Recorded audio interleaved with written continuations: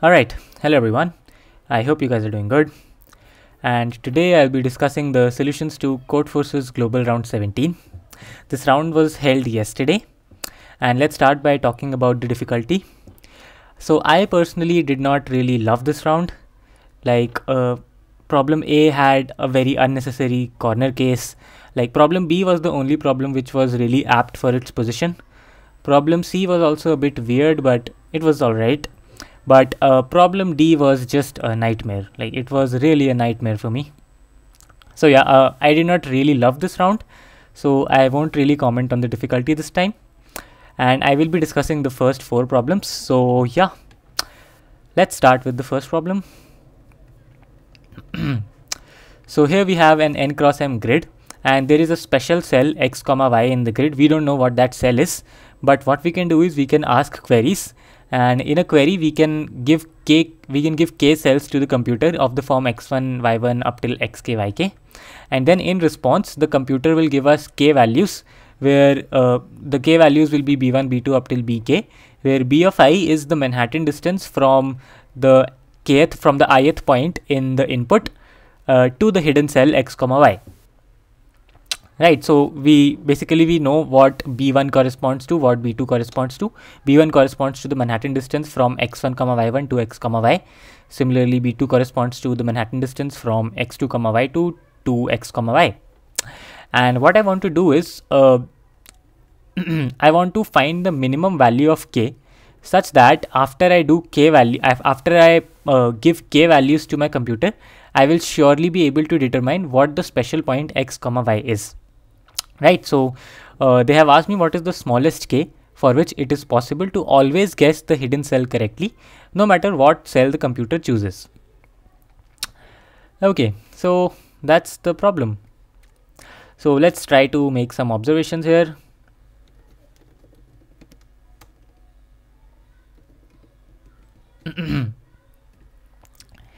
Okay, so what happens is that let's say we have a grid. Say we have a simple grid like this.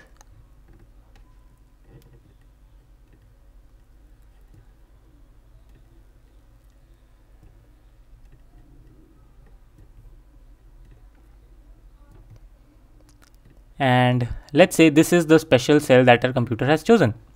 Then it turns out that in at most 2 queries, we will always be able to determine what the special cell is, no matter what are the dimensions of that grid. So the first observation is that the answer will never exceed 2. And the proof for that is I can just give 2 cells in my query, which is the top left corner and the top right corner. So the top left and top right corners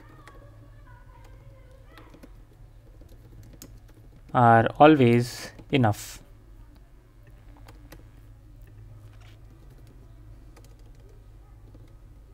And that is just because if you give the cell 1 comma 1, then what happens is that if the special cell is x comma y, then you just know that x is always greater than or equals to 1, and also y is always greater than or equals to 1. So if you give 1 comma 1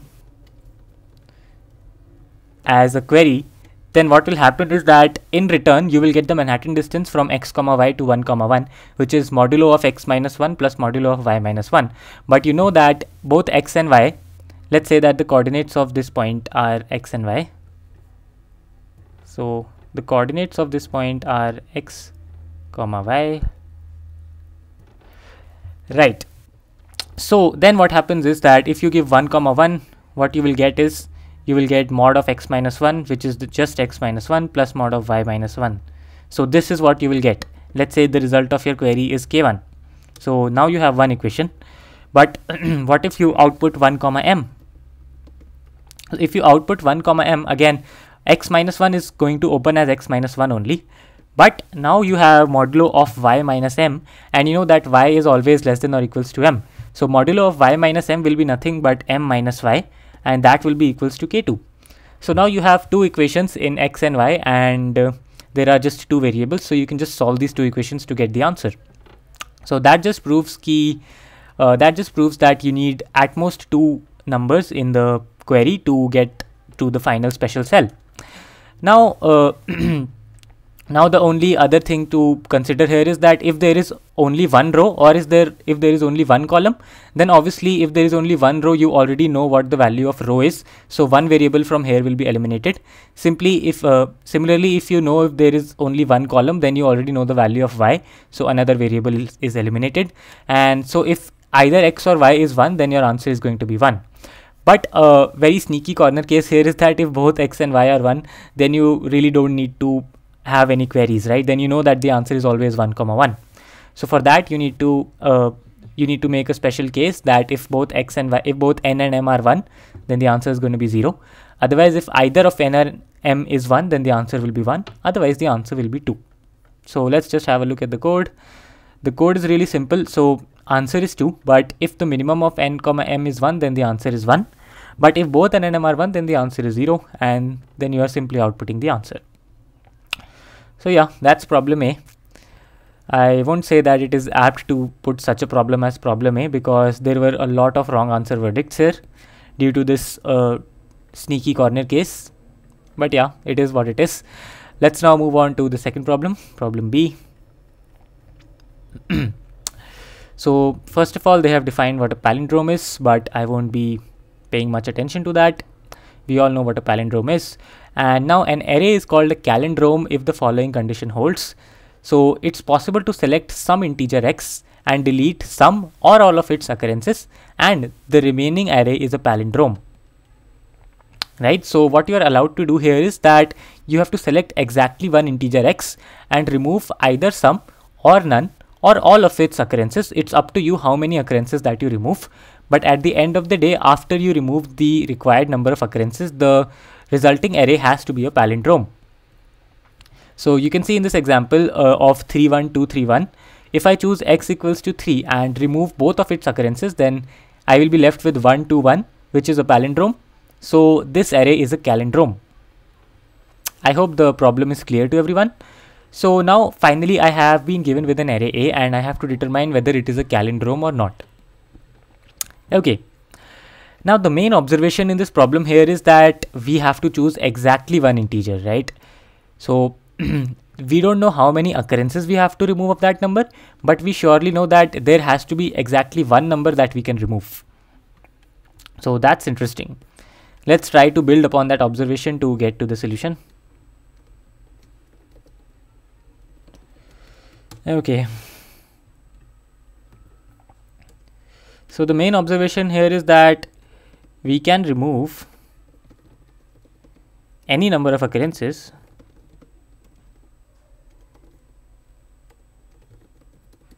but all of them have to be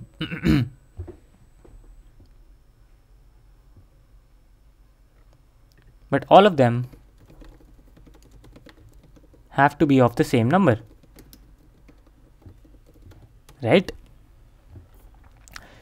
You can clearly see here we have to select some integer x, and then we have to remove either 1 or 0 or all of its occurrences. That's up to us. But the main observation here is that the number whose occurrences I am deleting has to be a distinct number. Okay. All right. Then what happens is that the first case is that the array itself is a palindrome. So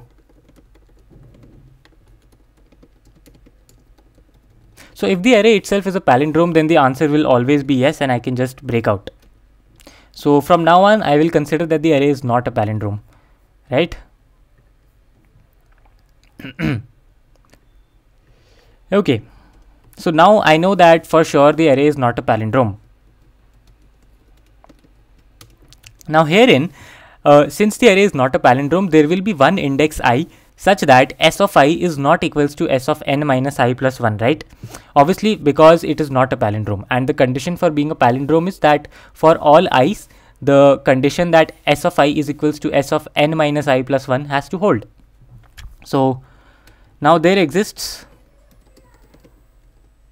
at least one I such that s of I is not equal to s of n minus I plus 1. And then what happens is that if s of I is not equals to s of n minus I plus 1, then obviously I will either have to remove s of I or I will have to remove s of n minus I plus 1.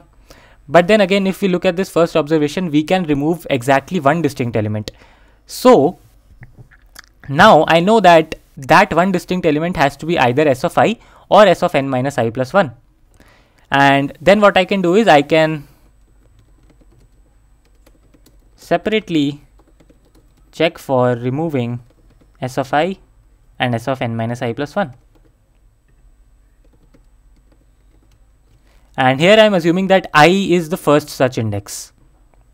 So let I be the first index such that s of I is not equals to s of n minus I plus 1. So if I is the first index of this kind, then I'm sure that I will have to either remove s of I or s of n minus I plus 1. But again, I can only remove one distinct number. So what I have to do is I have to separately check for removing s of I and s of n minus I plus 1. Okay, well and good up till here. But now what is left for me is to write a checker function where check of s comma x will return true if we can make s to be a palindrome by removing some occurrences of x. And now this function is really easy to write. Why? Because what I have to basically do here is I can just apply 2 pointers, and I can have 2 pointers I and j, where I will start from 0 and j will start from n minus 1. And if s of I is equals to s of j, then there is nothing to worry. I can simply do I plus plus and j minus minus. But if s of I is not equals to s of j, then either s of I has to be equal to x, and if that's the case, I will remove s of I and do I plus plus, or s of j has to be equals to x, in which case I will do j minus minus and I will remove s of j. But if neither of s of I or s of j are equal to x, then I will simply return false, right? So this function is easy to write. So that completes the solution to problem D. What we have to do is we have to find the first index I such that s of I is not equals to s of n minus I plus 1.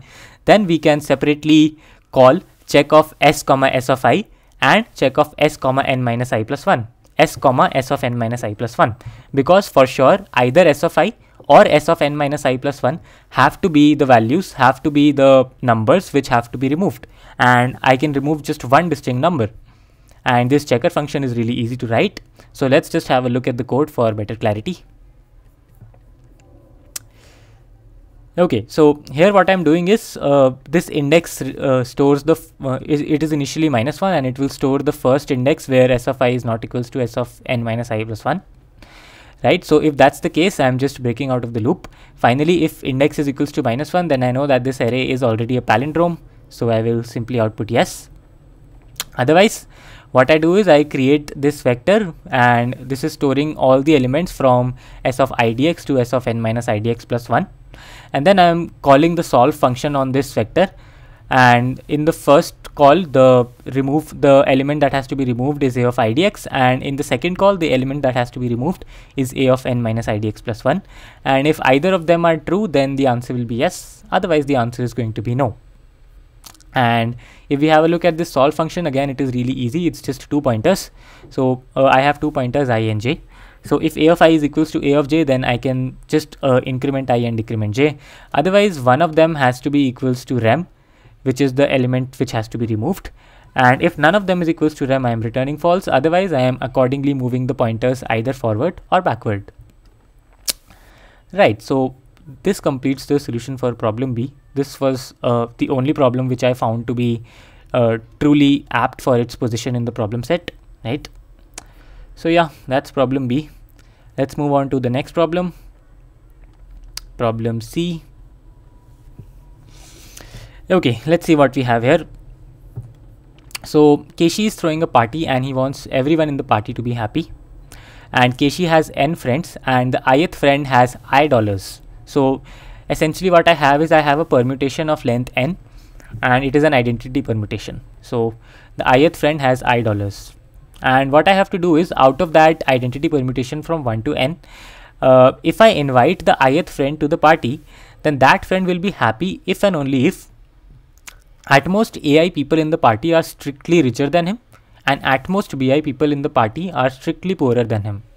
And what that means is that the number of people who have more wealth than the ith friend has to be less than or equals to ai, and the number of people who have less wealth than the ith friend has to be less than or equals to bi. And what Keshi wants is he wants everyone in the party to be happy, and he also wants to invite as many people as possible. So what we have to output is we have to output the maximum number of people that he can invite to the party so that everyone would be happy, right? So yeah, this is the problem. I hope the problem statement is clear. Now let's try to make some observations to solve this problem. Okay, so the requirement here is that, let's say I am at the ith friend. So this is I. So this particular is the set of all the people that I have invited to the party, right? So for the ith friend to be a part of the party, the number of people in this prefix has to be less than or equals to b of I, and that's because all the people who are to the left of I have strictly less money than I. So according to the problem, the number of people who are strictly poorer than I have to be at most b of I. So the number of people in this prefix has to be less than or equals to b of I. So the number of people here have to be less than or equals to bi. Similarly, what happens is that the number of people who are in this suffix are obviously strictly richer than the ith person, and so the number of people here have to be less than or equals to a of I.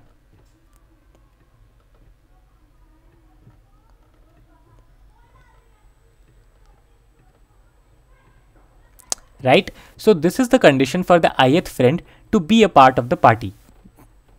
And yeah, I hope this is clear to everyone. Now, after trying out a lot of approaches, obviously the main approach here is not really clear. You will have to put your hand here and there and try for different approaches. Try to solve it using dynamic programming, try to solve it using greedy, etc., etc. But once you are done with all that, what you will realize is that you won't get anywhere. There is no greedy algorithm by which you can just keep inviting people to the party, and that's because you have to check for the prefix as well as the suffix. So if you have to check for both of them, then obviously DP will not work, right? And this is the reason why there is also no greedy algorithm for this. So when you are done with all of this, what you will do is you will try to apply binary search. And what you will try to do is you will try to do binary search for answer. A lot of the times when nothing is working, when nothing seems to work, neither greedy nor DP, and like you are totally stuck on a problem, this is a lot of the times the way to go, binary search for answer. And it indeed worked out well in this problem as well. So our main goal is to binary search for the answer, and the answer here is the number of people that I can invite to the party. So I'm going to do a binary search on the number of people. And to do a binary search, what I have to do is I have to have a checker function where check of x will return true if I can invite greater than or equals to x people at the party, right? So yeah, I just need to have a checker function where check of x will return true if I can invite greater than or equals to x people at the party, and it will return false otherwise. If I can have such a checker function, then it is pretty evident that I can easily apply binary search to find the answer. Now, the only challenge for us has been reduced to find out whether it is possible or not to invite x people to the party, which seems like a easier problem. And it turns out that the checker function can be written greedily. And yeah, previously the problem at hand was we had to find out the maximum number of people that have to be invited to the party. So if we had to write a greedy algorithm, we just had to come up with a greedy algorithm to actually find out the maximum number of people, which is kind of impossible. But now the simpler problem at hand for us is to check whether it is possible to invite x people or not. And it turns out that for doing this, we can indeed have a greedy algorithm work for us. And that greedy algorithm is that let's say we are at the so let's say we are looking for a sequence. So let's say we are implementing check of x. Now what we want is we need to take x elements and satisfy both conditions for all x of them simultaneously. So yeah, this is our goal. So let's say we are looking for the first element.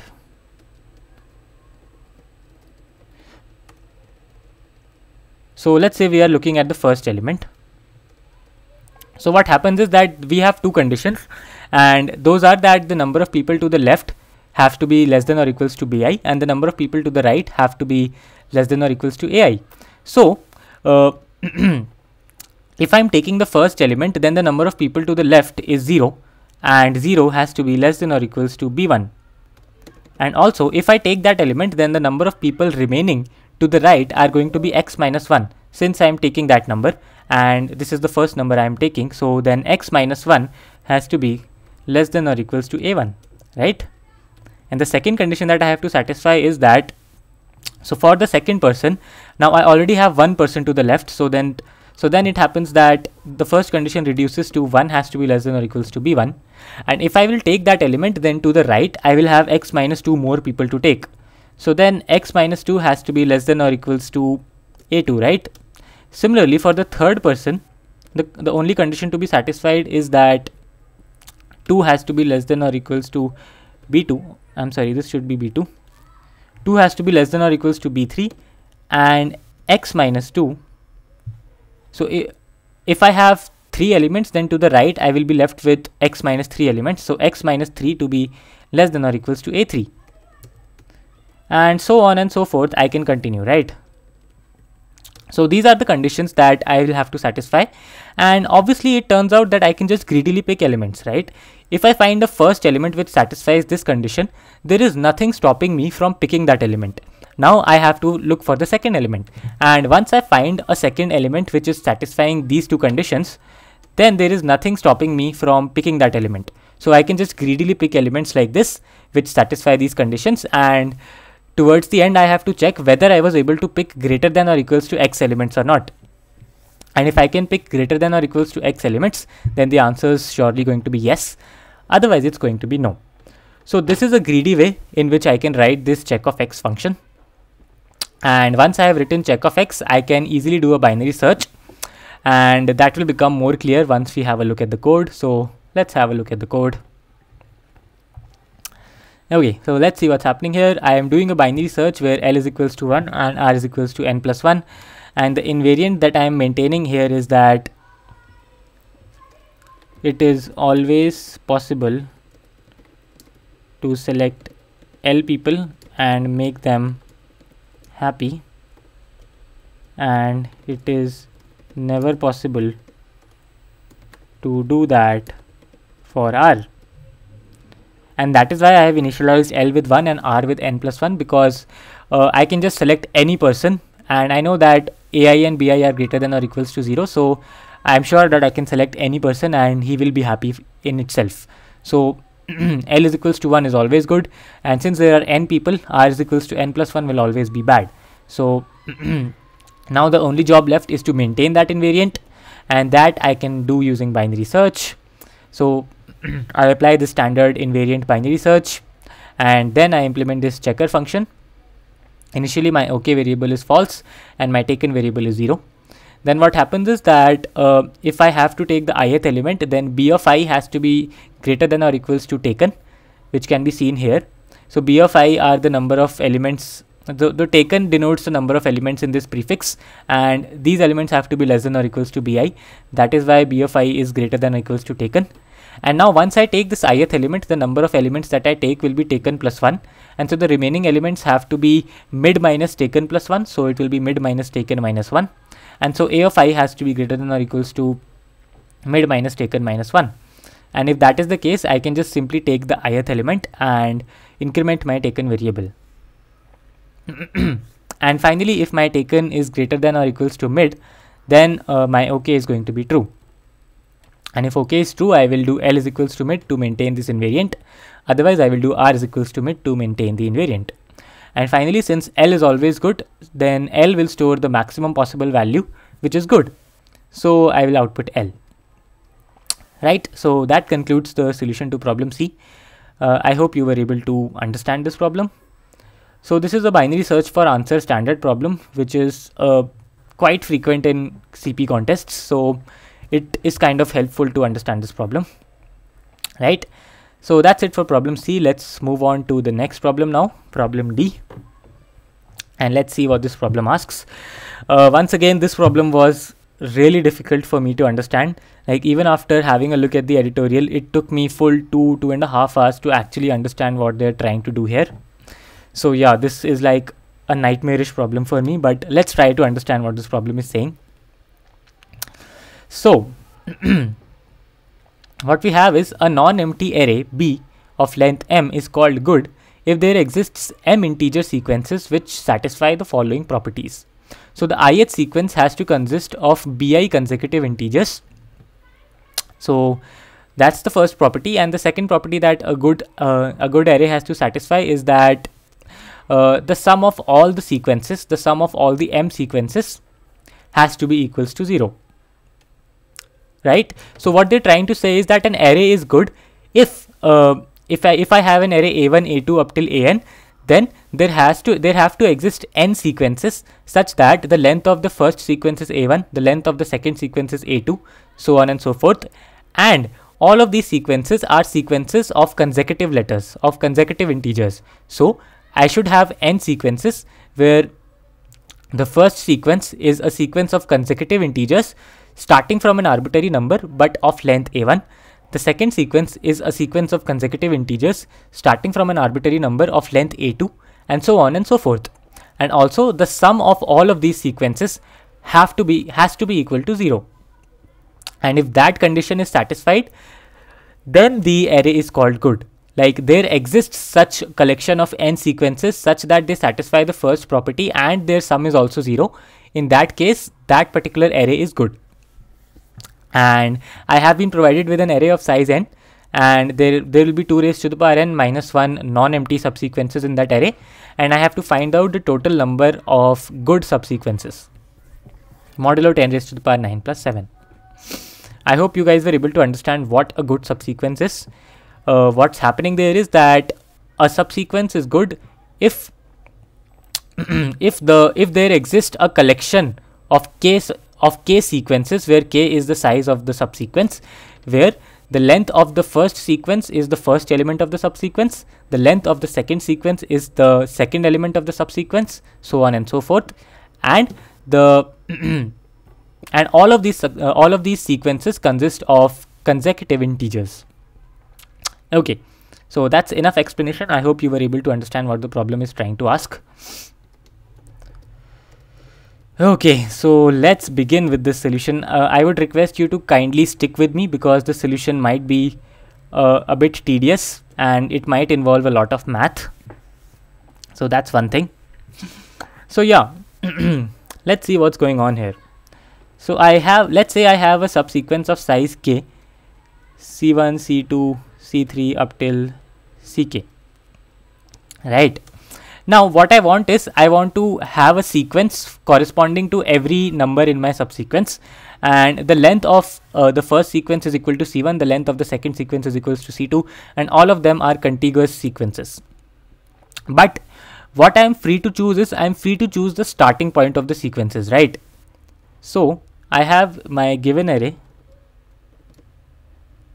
Let's say I have a given subsequence, which is this, and what I'm free to choose is I'm free to choose the starting points of all the sequences.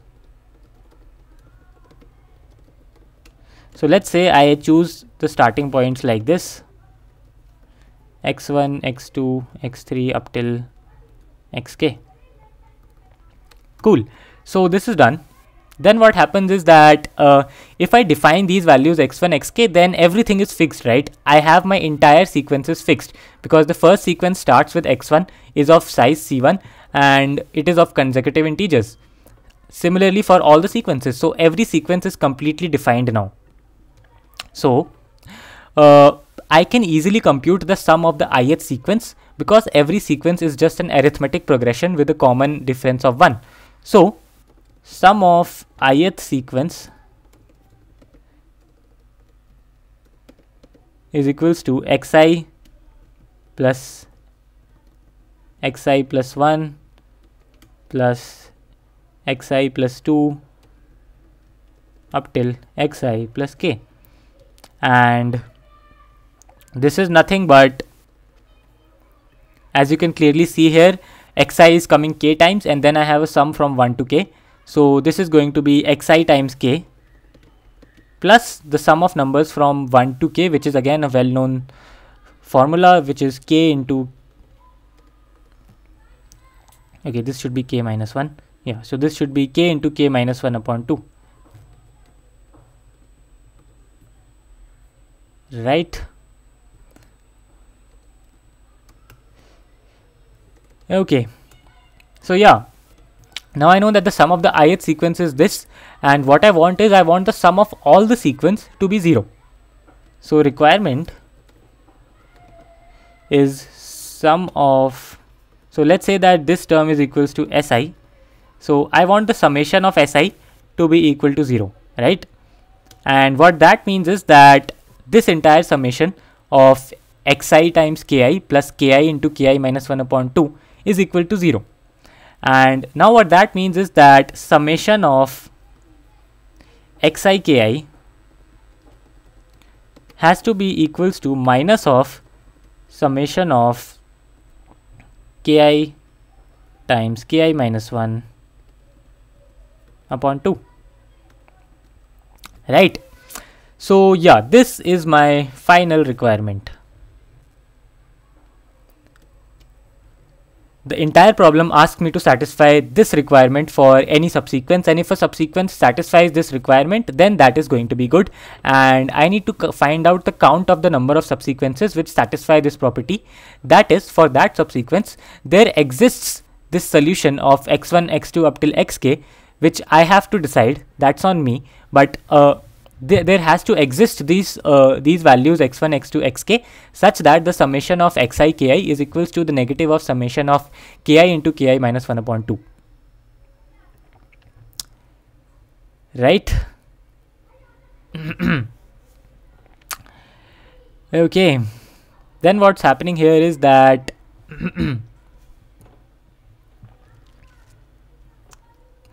so this should be ci instead of ki. I'm sorry.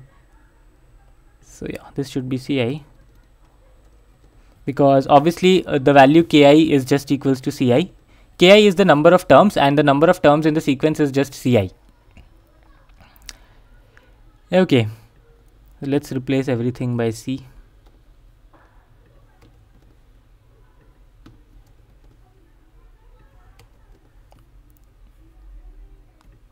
Okay. All right. Sorry for that confusion. So everywhere there has to be ci, that's not equals to k. So the final requirement is that the summation of xi into ci has to be equals to the negative of the summation of ci into ci minus 1 upon 2. And now we have a well-known theorem that for any equation of the form a1 x1 plus a2 x2 up till ak xk to be equal to b, the solution will exist only if the GCD of x1 x2 up till xk divides b. And this is a well-known property in number theory. I am not going to prove it. This is a really well-known thing, and you can look it up on the internet and you will be able to find proofs for this. It's not really difficult to prove. So yeah, the property is that for any linear equation of this kind, where the coefficients are x1 x2, where the variables are x1 x2 xk, so this should be a1.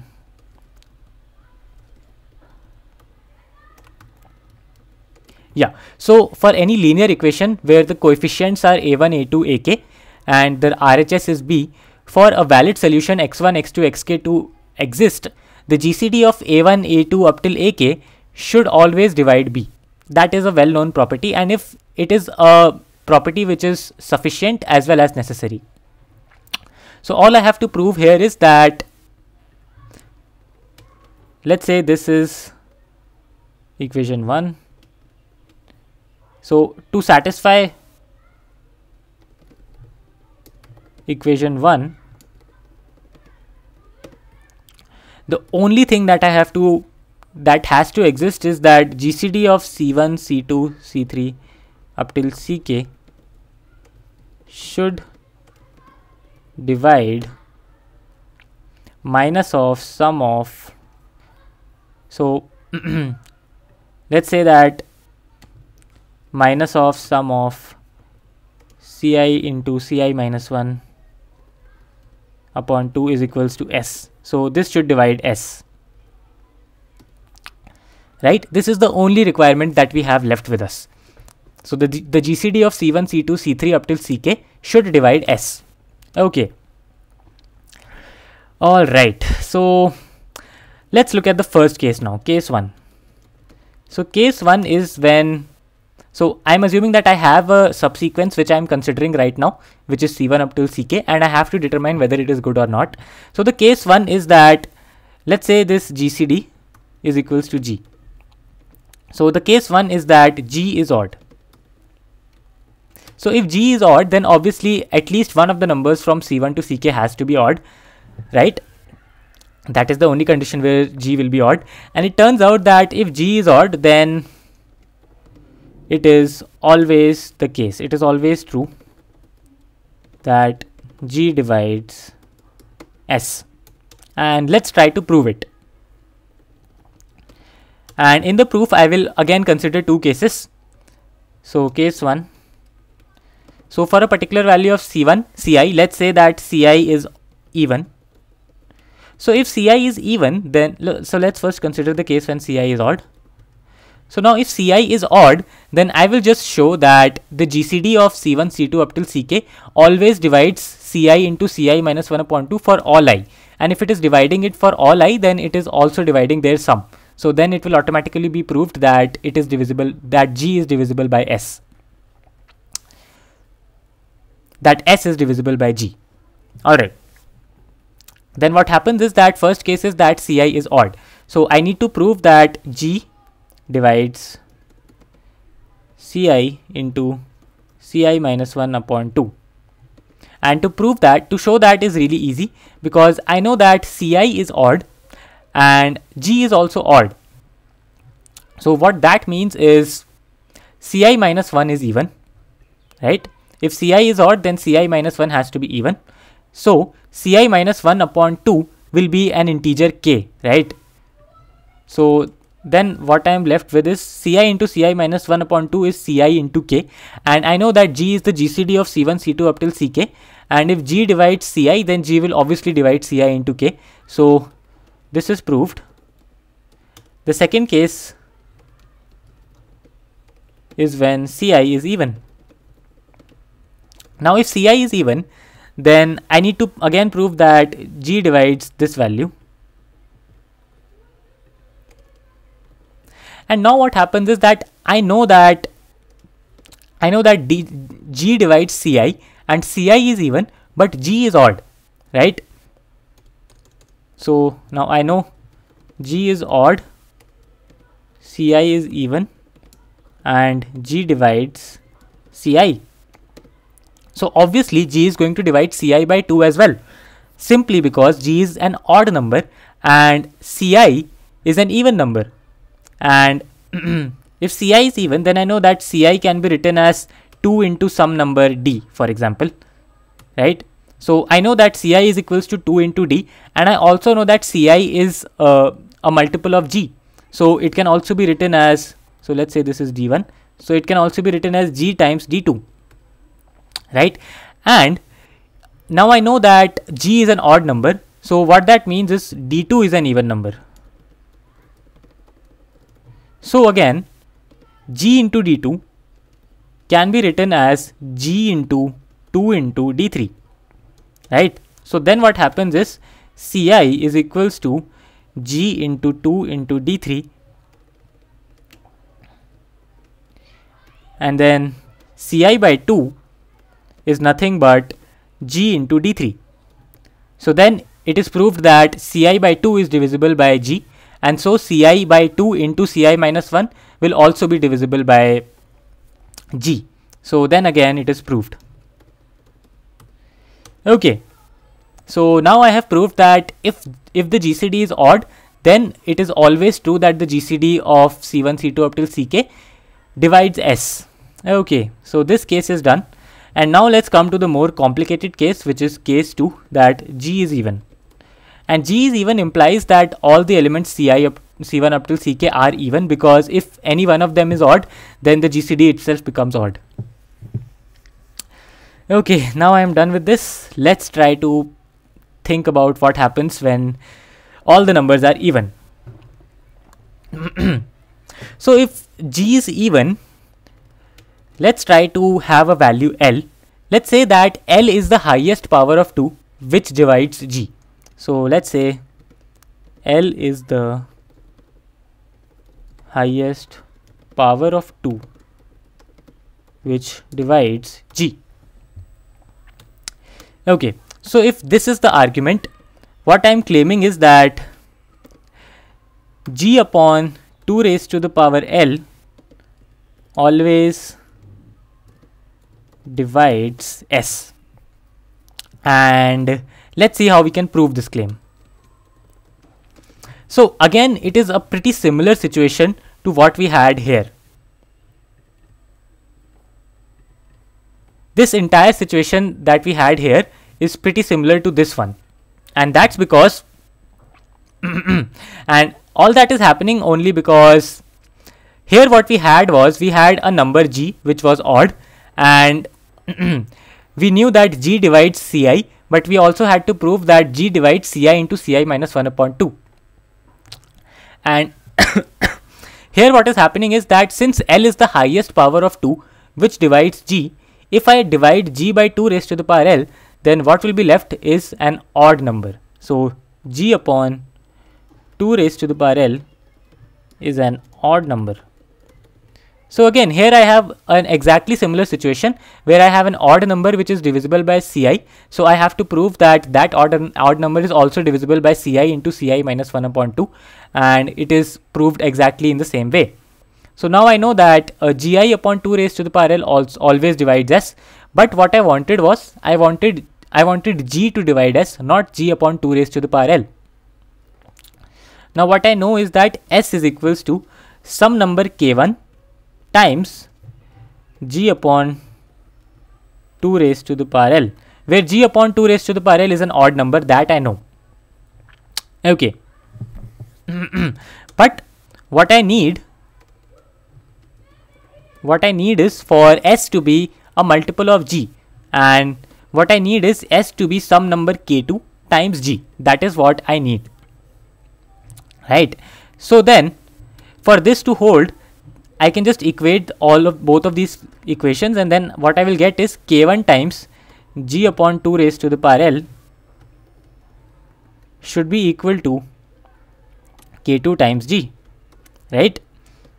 Now from here I can just cancel out G, and then what I will be left with is that K2 is equals to K1 times G upon 2 raised to the power L, right? And what I needed was S to be equals to K2 times G, and if S is equals to K2 times G, then S is equals to K1 into G upon 2 raised to the power L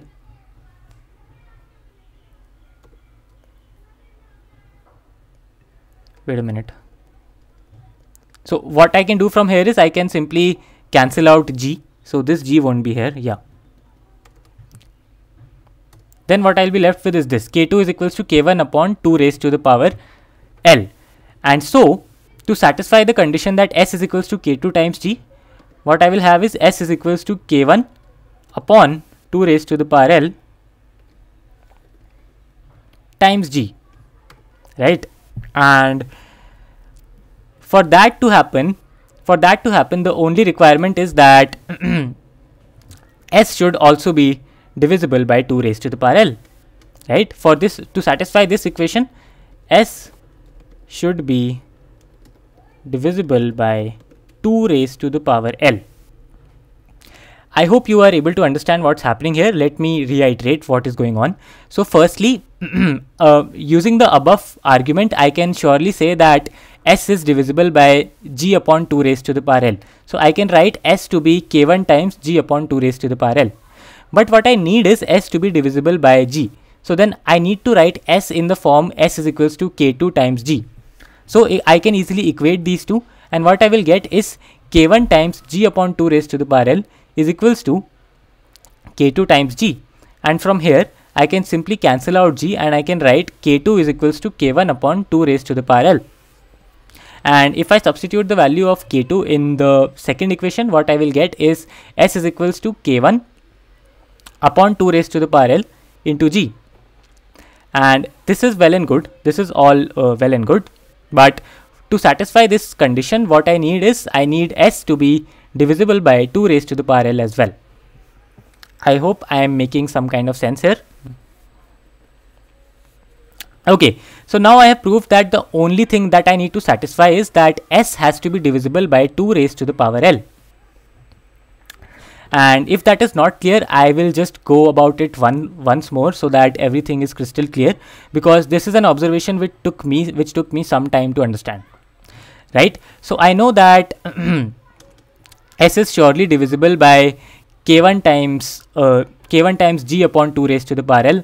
But what I need is S to be divisible by G. So then I need to write S is equals to K2 times G, and then I can equate these conditions and I will get something like this: K1 upon 2 raised to the power L is equals to K2.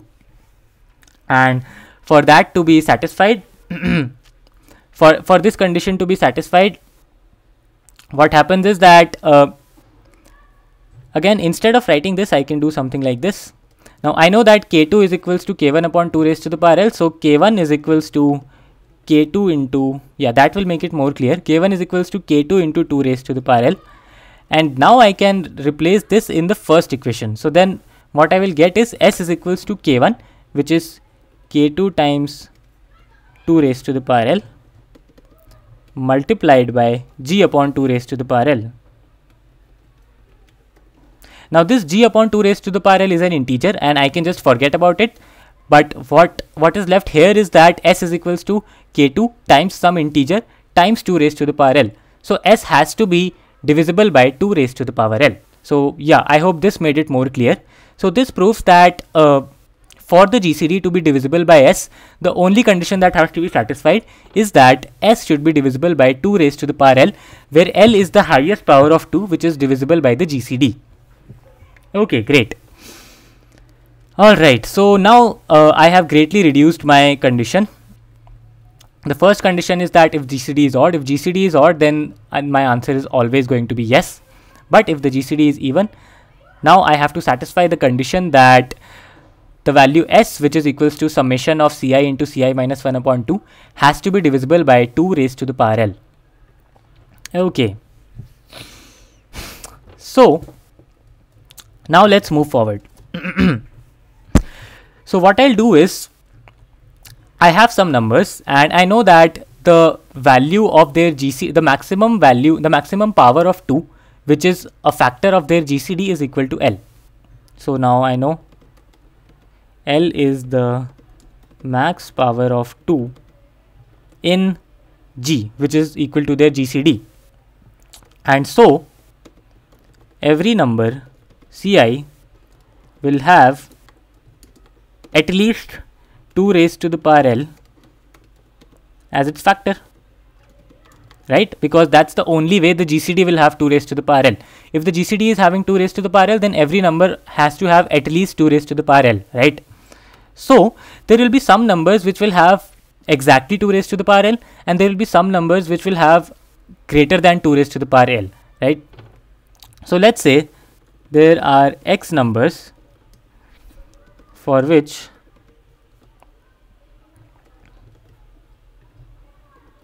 highest power of 2 is L, and Y numbers for which highest power of 2 is greater than L, right? Okay, so now let's look at the numbers which have the highest power of 2 greater than L, right? again notice that the sum S is nothing but the summation of Ci into Ci minus 1 upon 2, where every Ci is even. So if Ci has a power of 2 which is greater than L, for example, if Ci has 2 raised to the power L plus 1 as its factor, then if I divide Ci by 2, then 2 raised to the power L will obviously remain a factor, right? So I will get a 0 remainder. So the observation that I'm trying to make here is that if a number has a power of 2 which is greater than L, then if I do Ci by 2, which has to be done here, then Ci by 2 will have 2 raised to the power L as its factor. And that is what I want. I want 2 raised to the power L to be a factor. So if a number has a power of 2 which is greater than L, then it will leave 0 remainder with this sum. Okay, then it is going to leave 0 remainder. But if a number has exactly L as its highest power of 2, then what happens is that if you look at this sum, so if you look at this sum, then you know that Ci is an even number, Ci minus 1 is an odd number. So there are no 2's in the prime factorization of Ci minus 1. The only 2's are there in the prime factorization of Ci by 2. And Ci has the maximum power of L, maximum power of 2 as L. So Ci by 2 will have a maximum power of 2 as L minus 1. So then the remainder will be just 2 raised to the power L minus 1 divided by 2 raised to the power L. And we all know that the remainder is going to be 1. So that's the observation. So any number which has highest power of 2 greater than L will leave 0 remainder with Ci into Ci minus 1 upon 2. But any number with highest power of 2 is equals to L will leave a remainder of 1, because that's the remainder of 2 raised to the power L minus 1 divided by 2 raised to the power L, and that will obviously leave a remainder of 1. I hope you are trying to get what I am trying to say here. Okay, so yeah, that is what is going on here, because if you look at it clearly, then I have 2 raised to the power L as my Ci, and if I do Ci by 2, I will be left with 2 raised to the power L minus 1, and once I divide it with 2 raised to the power L, the remainder that I am going to get is obviously going to be 1. Okay, great. So then what happens is that if I want the final remainder to be equal to 0, then obviously the number of numbers which have highest power of 2 as L have to be even, and that is because every such number is leaving a remainder of 1, and so if I have an odd number of such numbers, the net remainder is going to be 1, but if I have an even number of such numbers, then the net remainder is going to be 0. So yeah, this last line is the main observation in this problem, and this actually completes the solution. So what I really want is that the number of numbers which have the highest power of 2 as exactly L, they have to be even, and all the other numbers can be either even or odd, it does not matter. And using this I can easily get my solution, and I think it is enough explanation. It's time to go to the code now, and let's see what exactly is going on. So yeah, first of all, I have a count array where count of I denotes the total number of numbers which have the highest power of 2 as I, and that can easily be calculated. I can just reduce every number by 2 unless it is possible, and finally I can do count of R plus plus.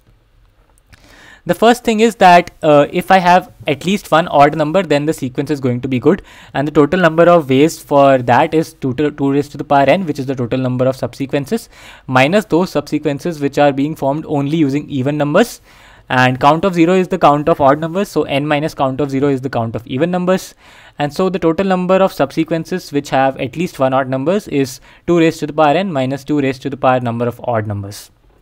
That's done. And now this sum is denoting the total number of even numbers, and let's see how we are doing calculations from further. So then what's going on is that first of all the numbers which have the highest power of 2, I'm iterating for L. So this I here denotes L, which is the highest power of 2 in the GCD. So if I'm saying that the GCD has highest power of 2 is equals to I, then all the numbers which have a power of 2 greater than I are free, because I can either choose them or not choose them. It doesn't really matter, because they will contribute a 0 to the remainder. And so they have sum minus count of I number, because count of I are the numbers which actually have a highest power of 2 equals to I, and sum is the total number. So sum minus count of I is the number of numbers which have a highest power of 2 greater than I. And for all those numbers, I can either choose them or not choose them. So I will add a 2 raised to the power I to my answer for that. Okay, but I'm not just done here, right? I need to multiply it with what happens to all the numbers which have a highest power of 2 equal to I, right? And for all those numbers, I have to choose even of them, right? And if I have x numbers and I have to choose even amount of them, that the number of ways to do that is 2 raised to the power x minus 1. And this is again a well-known thing. So if I have x numbers and I can either choose a number or not, but at the end of the day I have to choose even amount of numbers, then the number of ways to do that is 2 raised to the power x minus 1. And so I am doing 2 raised to the power count of I minus 1. And from that I'm subtracting 1, because that denotes the empty subsequence. Okay, so yeah, this is what is going on. What I'm doing is initially for all the numbers which are not powers of 2, I can just do 2 raised to the power sum minus count of I, which denotes the fact that I can either take them or not take them. And for all the other numbers which have the highest power of 2 exactly equal to I, for them I have to take an even amount of them. So I will do 2 raised to the power count of I minus 1 and add it to my answer. And finally I will decrease sum by count of I to maintain my sum. So yeah, this is the final solution for problem D. I know it is very, very messy, but I hope you were able to understand 70 to 80% of it, if not fully. But if you rewind this video again and again, I'm sure you will be able to get the right idea. Right, so this is all that I will be discussing today. Thank you so much for watching the video, and I will see you in the next one. Bye bye.